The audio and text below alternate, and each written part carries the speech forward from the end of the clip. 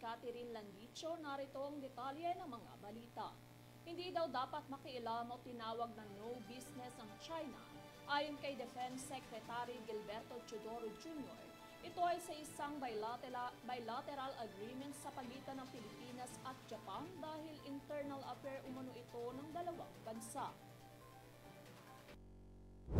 Teodoro na ang RAA o Reciprocal Access Agreement ay isang bilateral agreement sa pagitan ng Japan at Pilipinas, kaya ito ay internal na usapin ng Japan at Pilipinas, kaya wala umanong kinalaman ng China para rito. Inilabas naman ni Teodoro ang pahayag matapos sabihin na tagapagsalita ng Chinese Foreign Ministry na si Lin Jian na ang pagpapalitan at pakikipagtulungan sa pagitan ng mga bansa ay hindi dapat makasira sa mutual understanding at tiwala sa pagitan ng ibang mga bansa sa rehiyon. Nilagdaan din ng Pilipinas at Japan ang landmark Reciprocal Access Agreement na naglalayong paigtingin ang kooperasyon sa depensa ng dalawang bansa sa gitna ng tumitinding tensyon sa South China Sea. Binigyan din ni Teodoro at Secretary of Foreign Affairs Enrique Manalo at ng kanilang mga Japanese counterparts na sina Foreign Minister Yoko Kamikawa at Defense Minister Minoru Kihara ang pangangailangan para sa international community na magsalita sa kahalagahan ng pagpapanatili at pagpapalakas ng malaya at bukas na international order batay umano sa tuntunin ng batas. Kinumpirma ng Malacanang ang preventive suspension ni National Commission of Senior Citizen o NCSC Chairman Franklin Quijino dahil sa umano'y gross neglect of duty at grave misconduct. Ito ay kinumpirma ni Presidential Communications Office Secretary Cheloy Garapil noong Miyerkules ng gabi, habang wala ng karagdagang detalye pa ang ibinigay ng PCO Chief. Ang kautusan na nilagdaan ni Executive Secretary Lucas Bersamin noong July 9 nakasaad na si Quijano ay may preventively suspended sa loob ng 90 araw. Hindi pa nahahanap ng National Bureau of Investigation o NBI ang kinaroroonan ng isa pang Alice Guo na pinaniniwalaan ng Senado na missing link sa patuloy na pagsisiyasat sa illegal na Philippine Offshore Gaming Operators o POGOs sa Tarlac. Sa pagdinig ng Senate Committee on Women, Children, Family Relations at Gender Equality, sinabi ni NBI Organization at Transnational Crime Division Special Investigator Edgardo Kawada na ginagawa ng ahensya ang lahat para mahanap siya at nagpahayag ng kumpiyansa na siya ay mahanap sa lalong madaling panahon.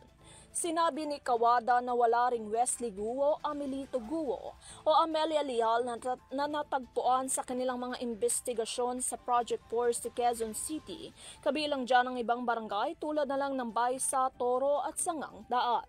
Samantala, hindi naman siya nagbigay ng kategoryang sagot ng tanungin ni Senate Committee Chairperson Risa Hontiveros kung tinitignan ng NBI ang posibilidad na may mga nakapark na pangalan o address para sa mga nag-a-apply ng NBI clearance sa ilalim ng maling pagkukunwari.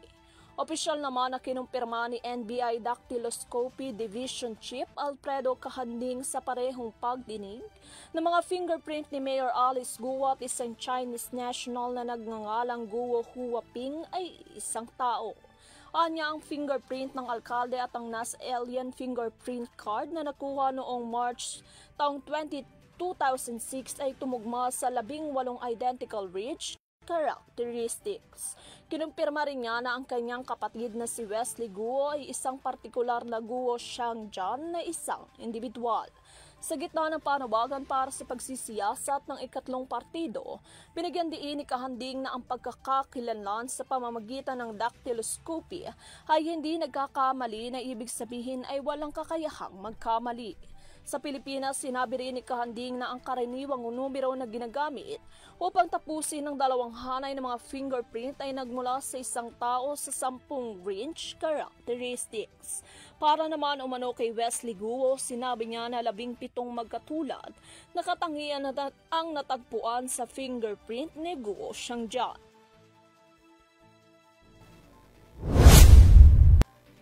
Sa Samantala, dahil sa Sustained Prevention and Control Campaign ay nagpababa ito ng mga kaso ng leptospirosis sa lungsod na umabot sa 85.4% sa unang 7 buwan ng 2024. Batay sa datos ng City Health Office o CHO, lumabas na mula January 1 hanggang June 29 ngayong taon, 7 kaso lamang. Kabilang ang 2 pagkamatayang naiulat kumpara sa 48 kaso na may 5 namatay sa parehong panahon noong nakaraang taon. Ang mga barangay Pahanocoy, Felisa, Alihis, Punta Taytay, Vista Alegre, Mansilingan at Mandalagan ay may tig-1 kaso, habang 2 namatay na naiulat sa Pahanocoy at Punta Taytay. Habang hinihikayat ng CHO ang mga nasa 8 gulang at bata na kumuha ng leptospirosis prophylaxis sa lalong madaling panahon pagkatapos ng pagbabad sa posibleng kontaminadong tubig o lupa at agad na kumonsulta sa pinakamalapit na health center. Magdadala ng maulap na kalangitan na may kalat-kalat na pagulan sa Southern Luzon, Visayas at Mindanao ang isang Intertropical Convergence Zone o ITCZ ayon sa ulat ng Pag-asa. Nakaroon naman ng maulap na papawiri na may kalat-kalat na pag-ulan, pagkidlat, pagkulog dulot ng ITCZ na magdudulot ng flash flood o landslide na posibleng mangyari dahil sa katamtaman hanggang sa malakas na pag-ulan sa probinsya ng Palawan, Occidental Mindoro, Western Visayas, Zamboanga Peninsula, Barm, Sacsargen, Misamis Occidental, Lanao del Norte at Davao Occidental. Ang rehiyon ng Bicol at ang nalalabing bahagi ng Mimaropa, Visayas at Mindanao ay magkakaroon naman ng bahagyang maulap hanggang sa maulap na papawirin na may pulo-pulong mga pag-ulan o pagkidlat, pagkulog dahil sa ITCZ na may mga flash flood o landslide na nagaganap sa panahon ng matinding pagkidlat at pagkulog. Samantala, ang Metro Manila at ang nalalabing bahagi ng Luzon ay magkakaroon ng bahagyang maulap hanggang sa maulap na papawirin na may pulo-pulong mga pag-ulan at pagkidlat pagkulog dahil na rin sa localized thunderstorm na may flashlight o magdudulot ng flash flood o landslide na nagaganap sa panahon ng matinding pag-ulan. At yan ang mga balitang hatid sa inyo ng Express Balita. Para sa mga karagdagang balita, bisitahin nyo lamang ang aming official website, eurotvpage.com. Maaari nyo rin na mapanood ang iba pang programa ng EuroTV News sa Pinoy Extreme Channel. Para sa mabilis at tamang pagbabalita, ito ang Express Balita, sumasaludo sa bawat Pilipino.